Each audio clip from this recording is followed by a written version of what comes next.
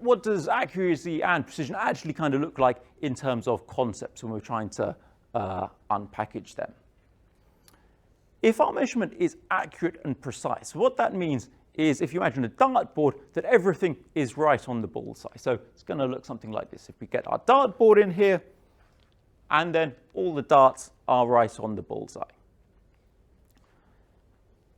So if you're playing darts, well, that's just some good darts. But scientifically, we'd say that those darts are accurate and precise.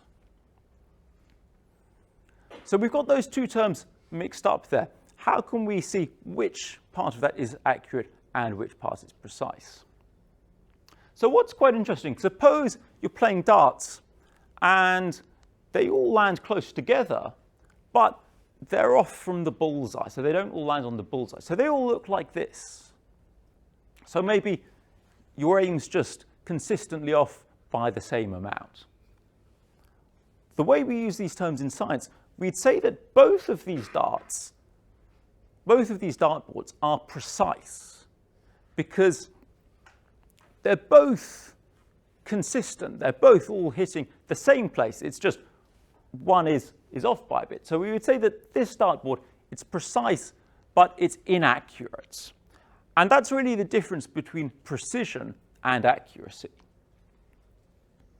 So you might wonder, well, if that dartboard is inaccurate but precise, what would something look like if it's accurate but imprecise? And it's really the opposite. So in this dartboard over here, which is precise but inaccurate, all the darts are neatly focused together, but shifted off from the bullseye. So if we're accurate but not precise, it's the opposite. So they're all centered around the bullseye, but they're not very tightly pinned down. So they look like this. So we'd say that this dartboard, it's accurate, but imprecise.